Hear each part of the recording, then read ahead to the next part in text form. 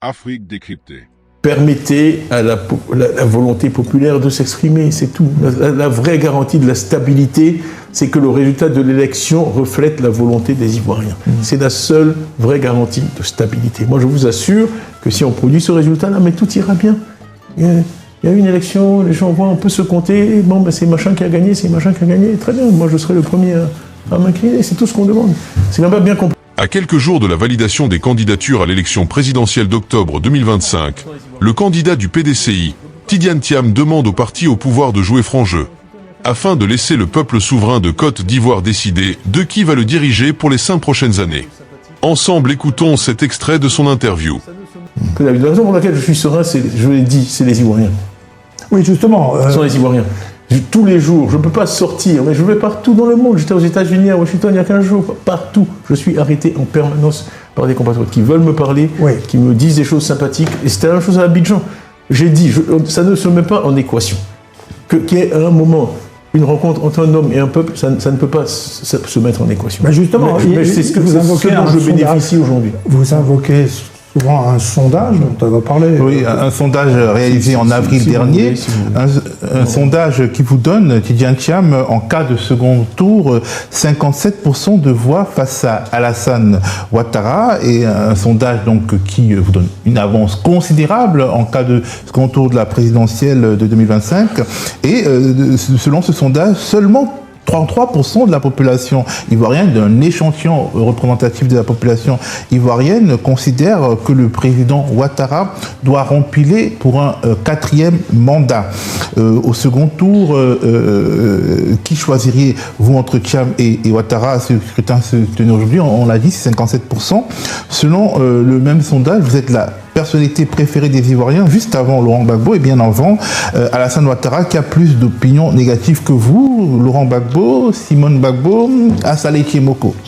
Est-ce que vous pensez que ce sondage-là, il fait peur au pouvoir et c'est ce qui explique que peut-être ce que vous vivez aujourd'hui? Moi, je suis très discipliné. Je ne peux jamais spéculer sur l'état d'esprit des autres ou les pensées des autres. Je ne peux parler que pour moi-même.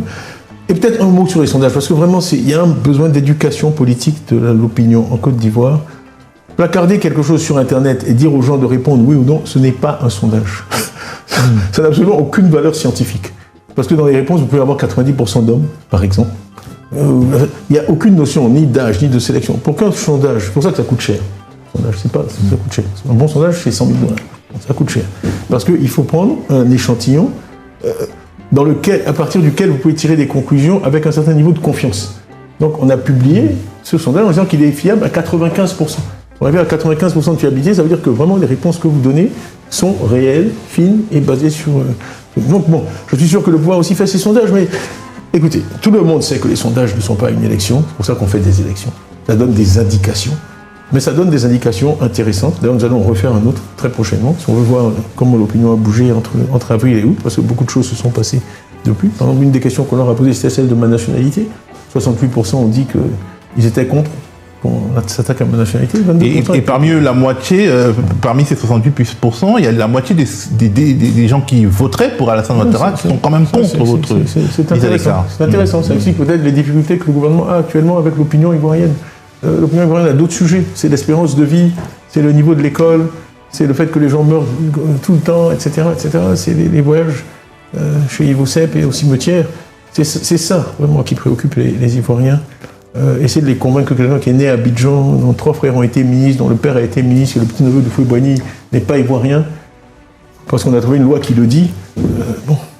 Oui, justement, Alassane Ouattara se retranche derrière cet argument. Oui, mais je dis la loi, faisons une RLE. La loi dit qu'il faut faire une RLE. Révision de la liste électorale. En 2015, elle a eu lieu en juin-juillet.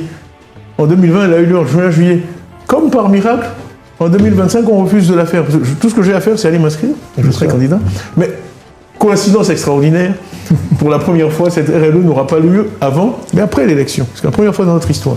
On peut marquer des buts après le match. Je pensais que c'est ce sondage qui lui fait peur. Moi, je ne sais pas. Ça, c'est à vous de poser votre question. Moi, j'observe, je constate ce qui se passe.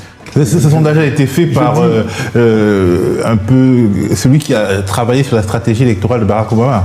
Oui, c'est quelqu'un de sérieux. Quelqu'un de sérieux, de crédible. Je ne voulais pas justement qu'on puisse dire qu'on a manipulé. C'est vrai, il tient sa réputation. Il ne va pas aller mettre sa réputation au jeu. Un petit sondage en Afrique de l'Ouest, ou je ne sais pas quel candidat. Donc bon, c'est quand même un nom, quoi. Il est d'ailleurs propriétaire du Leeds United Club, pour ceux qui observent le foot. Il a acheté le club. Bref.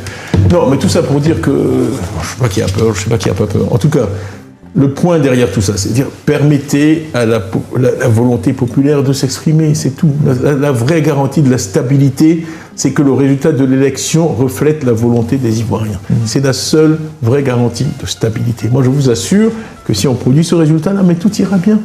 Il y a eu une élection, les gens voient, on peut se compter, bon, ben, c'est machin qui a gagné, c'est machin qui a gagné, très bien, moi je serai le premier à m'incliner, c'est tout ce qu'on demande. C'est quand même pas bien compliqué. Il y a des pays africains comme le Ghana, voisins, qui y arrivent. Bon, mais le Ghana a tout un système électoral, comme je l'ai dit 10 000 fois, les gens sont fatigués de l'entendre, mais le Ghana a 17 millions de Ghanéens sur sa liste électorale aussi. Quand le RHGP a gagné l'élection législative de 2021 avec 1 220 000 voix. Quand vous gouvernez un pays de 30 millions d'habitants avec 1 220 000 voix, quand vous êtes craint d'avoir des problèmes de légitimité. Si vous avez 17 millions de gens inscrits sur les listes, et bien quand vous gagnez, il vous faut 7, 8, 9, 10 millions de voix, et puis il n'y a pas de problème. Donc tous ces problèmes sont liés. La qualité du scrutin, et c'est ce qu'on dit dans le Front commun, c'est là, la qualité de la liste électorale, la taille même du corps électoral.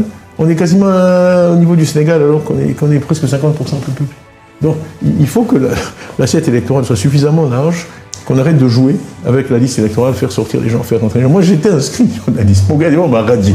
Bon. Oui, et vous l'êtes toujours. Alors, nécessairement, plus on s'approchera du 25 octobre, plus la question qui a déjà été invoquée, y compris au PPACI, du plan B, se posera. Quels arguments emploieriez-vous pour convaincre vos militants que cette question ne se pose pas? Je n'ai pas besoin de les convaincre. Non, j'ai été réélu à 99,8%. Les militants savent très bien, avec toutes les menaces qui pesaient sur ma nationalité, tout ce que les tribunaux avaient dit. J'ai reçu 150 000 parrainages là, à l'heure où on parle. C'est une performance sans précédent. 150 000 parrainages pour un candidat dont on sait qu'il ne peut pas être candidat. Ils ne sont pas dans une optique de plan B.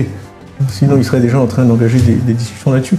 Puis il y a une faille de raisonnement terrible là-dedans, qui est que le fameux plan B, on s'inspire toujours de l'exemple sénégalais. Au Sénégal, Macky Sall n'était pas candidat. Ouais. Okay. Ce qui crée une situation politique totalement différente. On ne sait pas ce que M. Sonko aurait fait face à une troisième candidature de Macky Sall. Or, malheureusement, c'est à ce scénario-là que nous sommes confrontés en Côte d'Ivoire. Bien sûr. Vous venez d'évoquer vos parrainages. Quel message comptez-vous passer à tous vos militants Aux parents, parce que finalement, dans l'insécurité qui règne, c'est un risque de vous parrainer. Oui, parce que les noms de vos parents sont connus. Vraiment, c'est... Mes camarades de terminale, un certain nombre sont allés me parrainer. Eh ben, je leur dis chapeau. C'est vraiment... D'abord, ça m'émeut. Ça me touche beaucoup. Ouais. Ça montre vraiment la détermination des Ivoiriens à prendre en main leur destin. Et j'espère avoir une alternance pacifique et qu'on rejoigne le club. Moi, je préfère toujours jouer en première division qu'en deuxième division. La première division africaine, où je trouve qu'il y a des pays qui savent faire des alternances pacifiques. Le Sénégal, le Ghana. Je préfère me comparer à ceux-là que me comparer à ceux qui donnent le mauvais exemple. Alors, avant de forger un front commun avec le PPACI de Laurent Gbagbo, vous aviez créé la CAPCI pour une alternance pacifique en Côte d'Ivoire, un regroupement du reste de l'opposition ivoirienne. Y a-t-il un malaise au sein de cette CAPCI aujourd'hui et quel message adressez-vous à ces dirigeants Simone et Yves Gbagbo, Charles Blé Goutet, Pascal Affinck-Guessant et d'autres. Bon, premièrement, mes relations personnelles avec tous ces gens-là sont anciennes et excellentes. C'est quand même important de le dire. Après ça, moi je suis quelqu'un de très pragmatique. Ceux qui me connaissent savent que je suis un grand admirateur de Deng Xiaoping, qui est un des hommes c'est l'homme qui a sorti le plus d'êtres humains de la pauvreté dans l'histoire de l'humanité. Il a sorti 600 millions de Chinois de la pauvreté. Aucun chef d'État ne se compare, ni de près ni de loin. Vous ne seriez pas un peu libéral, c'est bien tout. Deng Xiaoping, ce n'est pas des références d'un libéral. Moi, je ne sais pas, c'est très dur de me mettre dans une boîte. Vous verrez, si vous lisez mon livre, vous aurez du mal. Donc, justement, j'allais en venir au point du pragmatisme. Un vrai pragmatique, vous aurez du mal à le mettre dans une boîte. Et donc, ce que disait Deng, que moi j'adore, il disait toujours, quand il a commencé en 78, vous savez, sur son histoire, il faut lire, il y a un très bon bouquin sur lui qui fait 700 ou 800 pages et qui explique jour par jour la transformation de la Chine. Ça s'appelle Deng Xiaoping ou la transformation de la Chine. Et donc, il y a toujours les écritures ex post, hein. Quand on dit la défaite est orpheline, etc., etc. Tout le monde dit c'était joué d'avance. Pas du tout. Il est passé à côté du désastre 10 000 fois. Mais il disait tous les jours aux Chinois, peu m'importe que le chat soit gris ou noir, pourvu qu'il attrape des souris. Ok ? Donc moi, les histoires de oui, CAP-CI, ce qu'on veut, c'est une alternance en Côte d'Ivoire. Moi, je ferais tout ce qui est légal, tout ce qui est légal, et qui permette d'aboutir à cette alternance. Donc, quand on a commencé CAP-CI, pour être transparent, en fait, le PPACI y était. Après, il s'y est trouvé un peu inconfortable. Bon, nous, ce qu'on veut, c'est que l'opposition aille, présente un front uni dans la situation politique actuelle. Donc, ce que le PDCI a pu obtenir grâce à la coopération du PPACI, c'est que le PPACI et le PDCI forment un front commun, tout en permettant la coexistence de CAP-CI, où le PDCI est également, de l'autre côté, le PDCI joue son rôle, qui est un peu d'être un trait d'union entre tous ces partis de l'opposition. Comme a dit Mme Gbagbo, je ne suis pas aussi éloquent qu'elle. Elle a dit, je crois, quelque chose comme on peut parler pas d'une seule voix, mais d'une même voix. Enfin, en tout cas, ce qu'elle voulait dire, c'est qu'il y a plusieurs sensibilités dans cette alliance, mais qu'au fond, on poursuit le même objectif. Et l'objectif, il est écrit, c'est d'avoir une élection inclusive, libre et transparente, c'est d'avoir une révision de la liste électorale en 2025 qui permette...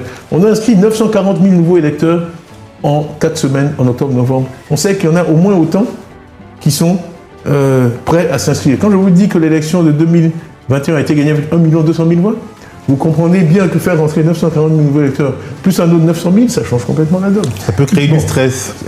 Oui, d'accord. Voilà. Bon, alors, donc, il n'y a pas de malaise au sein de la CAP-CI et au sein du Front commun, les relations avec le président Gbagbo, tout va bien? Oui, bien sûr, il n'y a aucun problème. Quand même, on a des relations anciennes. Moi, j'ai toujours été très positif à son égard. C'est vraiment un aîné pour moi. Et, je sais pas pourquoi les gens veulent absolument essayer de créer des problèmes. Les gens peuvent être différents et bien s'entendre. C'est évident que le président Gbagbo et moi, on a des personnalités, des parcours différents, mais on s'entend bien. Je vais vous dire, par exemple, un sujet sur lequel on s'entend bien, c'est la lecture. Nous sommes deux passionnés de lecture. Nous avons beaucoup lu l'un et l'autre, et nous adorons parler. Moi, l'histoire, c'est ma passion. Mon fils a fait sa major en histoire au collège. On adore parler de tout ça. Donc, il y a des sujets sur lesquels nous nous retrouvons.